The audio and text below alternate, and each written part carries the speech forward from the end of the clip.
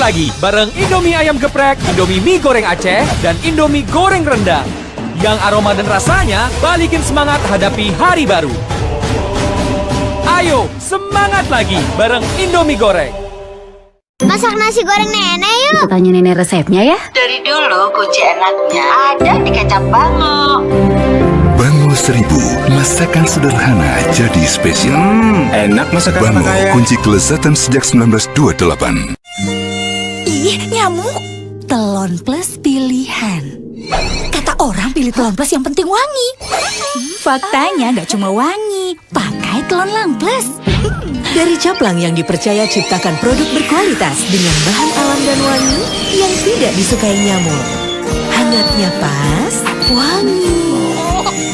Hindari gigitan nyamuk 10 jam. Telon Lang Plus, pilihan pas dan berkualitas. Sekarang aku lagi sering masak bareng suami. Yuk. Tambah Masako, menu sehat. Tambah lezat. Kalau aku masak sendiri juga gampang. Tambah Masako, menu sehat. Tambah lezat. Bikin menu kreasi sehat bareng si kecil, tambah Masako, jadi makin seru. Lezat juga. Apapun masakannya, tambah Masako. Menu sehat, tambah lezat. Biar tambah nyaman, Indomie kuah enak nih. Makan ayam bawang dan sotomi kuah hangat dan rasanya nyam. Aromanya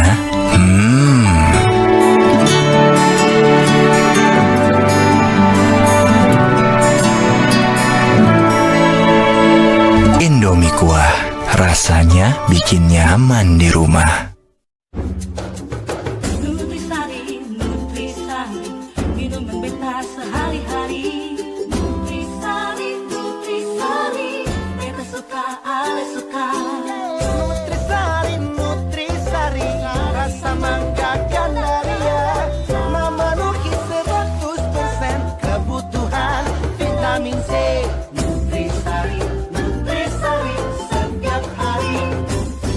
Torabika mengerti, kamu suka cappuccino ala cafe.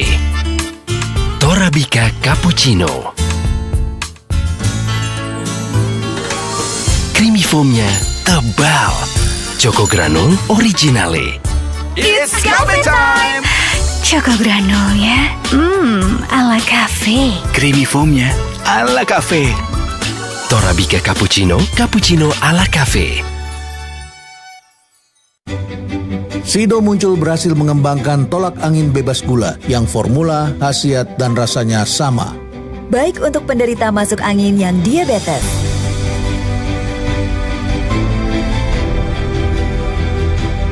Tolak angin bebas gula dari bahan herbal berkhasiat dan zat aktif madu Royal Jelly. Niat baik menghasilkan produk yang baik. Kalau masuk angin, orang pintar minum tolak angin. Pemirsa, bagaimana kabar Anda hari ini? Semoga Anda selalu sehat dan senang sekali kami bisa hadir menjumpai Anda pada program Banyuwangi Dalam Berita. Bersama saya Haryadi, beragam informasi teraktual dari sejumlah di wilayah Banyuwangi akan kami hadirkan untuk menemani aktivitas Anda. Inilah Banyuwangi Dalam Berita selengkapnya.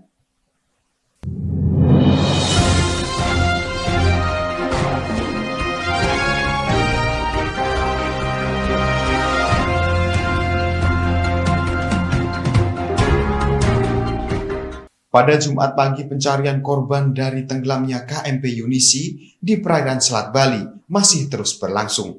Pencarian yang memasuki hari keempat ini, tim SAR gabungan memperluas jangkauan pencarian.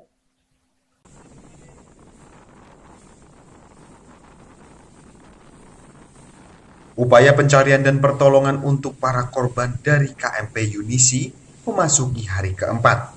Pada kesempatan kali ini, tim SAR gabungan terus memperluas jangkauan pencarian. Selain memperluas jangkauan pencarian, tim SAR gabungan juga mengerahkan sejumlah pasukan dari unsur TNI, Polri, Basarnas, serta relawan. Setidaknya ada sekitar 10 buah kapal yang beroperasi dalam pencarian korban atas tenggelamnya KMP Yunisi ini. Perlu diketahui sebelumnya, Pada pencarian kali ini tim gabungan fokus pada pencarian sebanyak 18 orang yang hingga kali ini masih belum dapat ditemukan. Adapun 18 orang tersebut yakni meliputi dari 15 penumpang manifest dan non-manifest serta 3 orang dari ABK. Sementara itu Kasih-Op Basarnas Surabaya Iwayan Suyatna mengatakan pada kesempatan pencarian kali ini pihaknya mengerahkan sebanyak 1 kapal negara KN SAR Permadi dan 3 unit kapal cepat. Selain 4 unit kapal dari Basarnas, 3 unit KRI dan kapal milik Polairut juga ikut operasi pencarian.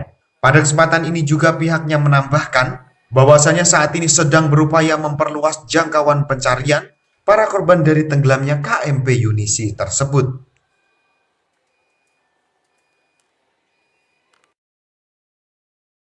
Jam 05.45 kita mengerahkan 4 unit kapal, 1 buah KN SAR Permadi dan 3 buah RIP. Juga kami dibantu oleh KRI, 3 buah KRI yang ada sudah di lokasi, kemudian kapal Polair juga membantu kita dalam pelaksanaan pencarian di hari keempat ini. Betul, itu dari kemarin memang kita perluas, tidak selalu di tempat tenggelamnya kapal, namun ke arah selatan sampai kurang lebih 10 nautical mil sudah kita sapu. Kemudian ke arah utara saat ini juga kita sudah melaksanakan pencarian ke arah utara. Untuk sementara hari ini kita belum menemukan barang-barang kapal ataupun korban yang dimaksud sampai saat ini masih nihil. Saat ini masih berlangsung di tengah. Belum ada yang beristirahat dan belum ada yang kembali ke dermaga. Masih kita laksanakan dengan tim yang ada. Kalau personil itu silahkan dikoordinasikan lebih lanjut karena untuk tim yang ada di Jawa Timur ini kita kerahkan 50 orang personil. Untuk di Bali mungkin di posko SAR Mission Koordinator di situ banyak lagi personil yang dikerahkan dalam pencarian ini. Meski sudah memasuki hari keempat pencarian korban, masih belum membuahkan hasil. Sehingga pencarian ini akan dilanjutkan pada hari selanjutnya. Dari Banyuwangi, Jawa Timur, Kiki Hidayat, Banyuwangi 1 TV melaporkan. Perluasan sasaran vaksinasi ternyata berdampak pada jumlah pendonor darah, sehingga mengakibatkan penurunan jumlah ketersediaan darah di unit transfusi darah PMI Kabupaten Banyuwangi. Stok darah pun turun hingga 50%. Untuk mensiasatinya, pihak UTD PMI Kabupaten Banyuwangi hadiahi kepada para pendonor darah.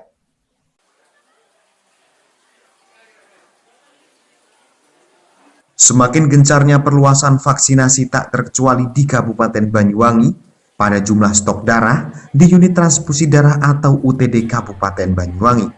Kini ketersediaan darah di UTD masih tergolong tidak aman. Pasalnya bagi masyarakat yang telah divaksin kedua, haruslah menunggu hingga 4 minggu, barulah diperbolehkan untuk donor darah.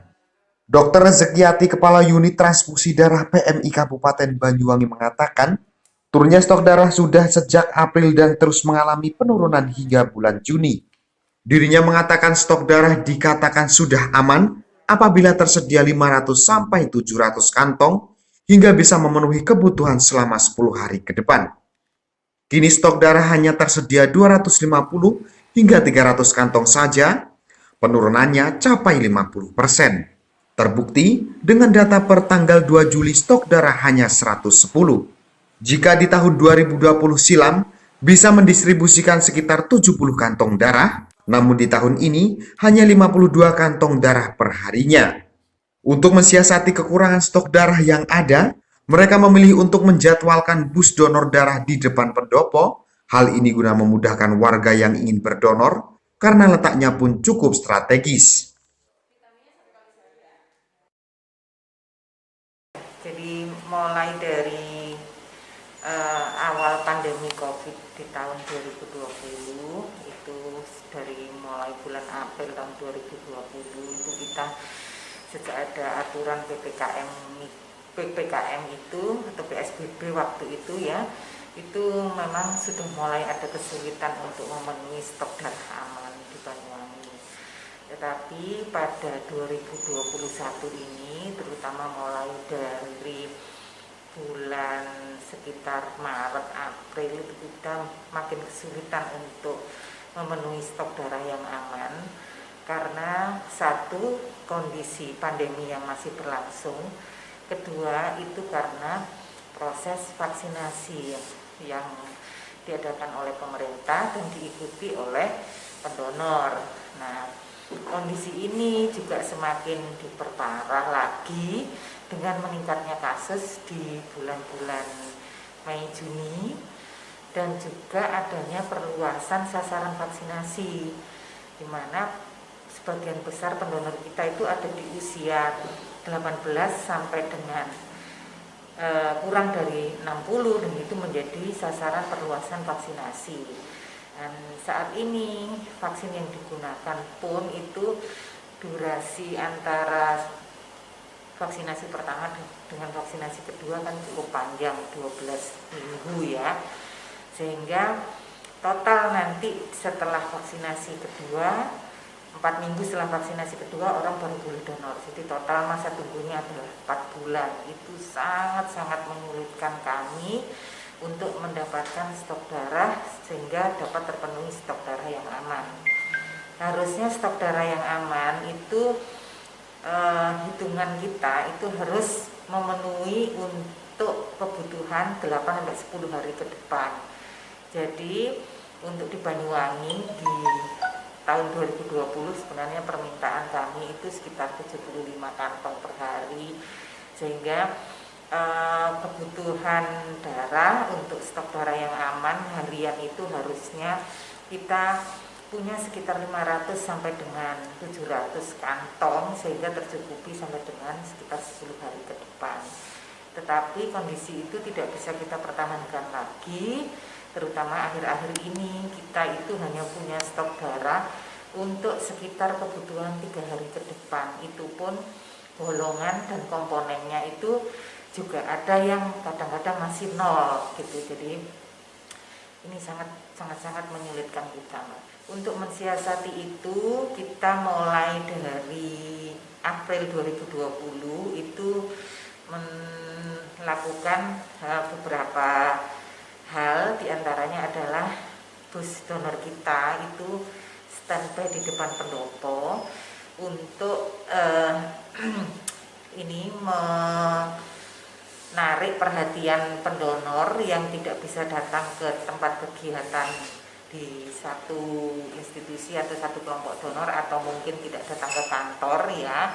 Dan tempat itu kita anggap strategis selama ini bisa menarik orang untuk datang sehingga bisa mendongkrak untuk perolehan darah.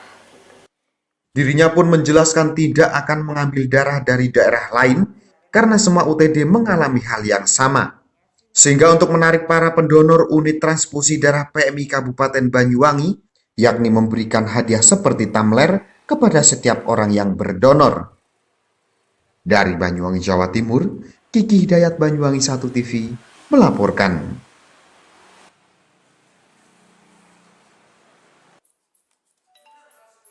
Kekayaan bambu yang dimiliki Desa Jambewangi membuat salah satu ibu tergerak untuk memberdayakan pemuda setempat dalam mengolah bambu menjadi kerajinan tangan.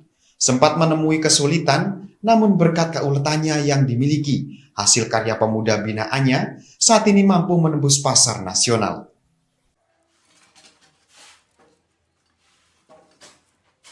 Inilah galeri kecil milik Indah Marheni, tempat di mana belasan pemuda dusun Sumberjo, Desa Jambewangi, Kecamatan Sempu, menimba ilmu dalam mengotak-atik bambu menjadi kerajinan tangan bernilai jual ekonomis. Saat ini galeri kecil miliknya mampu menampung puluhan hingga ratusan olahan kerajinan, mulai dari songkok, tempat tisu, tas wanita, hingga lampion asli buatan pemuda binaannya. Sempat menemui kesulitan saat awal berdiri, lantaran menyatukan perbedaan di antara pemuda yang menganut agama yang berbeda. Namun berkat keuletan yang dimiliki, saat ini galerinya mampu menjual hasil kerajinannya hingga ke pasar nasional, mulai dari Surabaya, Jakarta hingga ke Provinsi Lampung. Permintaan yang terus meningkat ternyata diimbangi dengan melimpahnya bahan baku yang dibutuhkan. Sehingga sampai saat ini, dirinya tidak pernah menolak permintaan dari para pembelinya. Selain itu, dengan metode tanam bambu berkelanjutan yang digalang dirinya bersama pemuda binaannya, ternyata mampu menjadi penyangga tambahan jika terjadi kekurangan bahan baku. Indah juga menuturkan jika saat ini para ibu-ibu di wilayahnya mulai ikut serta dalam proses pengerjaan, mulai dari pembuatan hingga ikut andil dalam pemasaran produk-produk andalan galerinya. Harganya pun ramah di kantong, mulai dari harga Rp30.000 hingga Rp40.000, tergantung model dan ukurannya. Dibuat Mas untuk songkok, etas, rantang, tempat tisu, lampion, dan lain-lain. Kita Mas untuk para pemuda kita anjurkan untuk menanam bambu di tepian sungai ini untuk mengatasi banjir.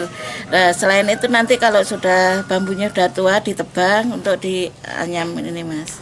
Sekitar 1 tahun. Oh, sekitar 1 tahun. Untuk remajanya ini sekitar 15 orang. Kalau ibu-ibunya ini ya sudah banyak Mas. Kebetulan saya kan juga sebagai ketua tim penggerak PKK. Iya, per item Mas. Itemnya misalkan songkok ini rata-rata ya murah Mas, ini 35 sampai 40, 45 gitu.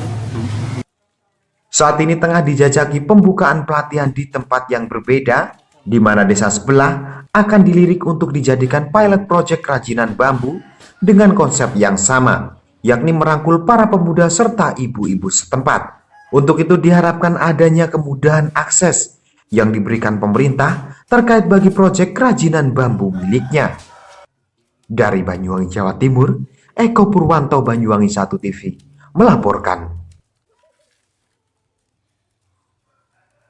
Baik pemirsa, berita tadi sekaligus menutup perjumpaan kita pada kali ini. Dan jangan lupa untuk tetap patuhi protokol kesehatan yakni 3M. Memakai masker, mencuci tangan, dan menjaga jarak. Saya Haryadi serta kerabat kerja yang bertugas pamit undur diri. Jaga kesehatan dan sampai jumpa.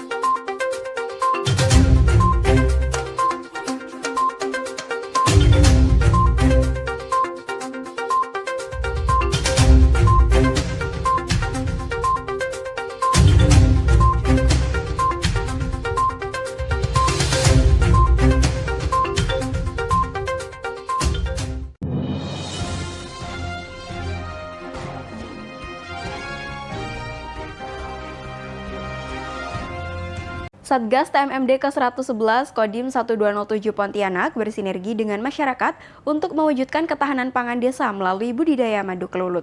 Berikut ini budidaya madu kelulut milik Midun yang dikunjungi salah satu anggota Satgas TMMD ke-111 Kodim 1207 Pontianak di wilayah Desa Kuala Mandor B yang menjadi percontohan untuk pengembangan desa setempat.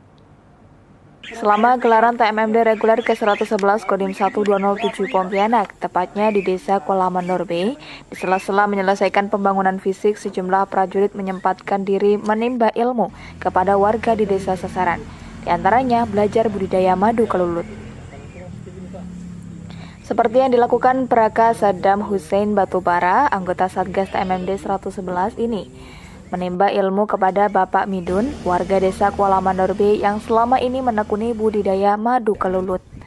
Komsos atau komunikasi sosial yang dilakukan Satgas TMMD ke-111 Kodim 1207 Pontianak sebagai upaya untuk selalu mendekatkan diri dengan masyarakat. Tetap manunggal bersama rakyat, anggota Satgas TMMD ke-111 2021 Kodim 1207 Pontianak melibatkan tugas tambahan pokok dalam ketahanan pangan budidaya madu kelulut milik Midun, warga desa Kuala Mandor B. Hal ini agar bisa menjadi contoh kepada masyarakat khususnya desa Kuala Mandor B agar lebih berkembang dalam sistem budidaya madu kelulut. Dengan demikian, rutinitas Satgas TMMD ke-111 Kodim 1207 Pontianak melalui Komsosep kepada warga binaan merupakan wadah yang tepat karena dapat bersosialisasi secara langsung dengan masyarakat. Harapannya, budidaya madu kelulut yang dilakukan Midun dapat menginspirasi warga lainnya untuk berkembang bersama. Tim Liputan melaporkan.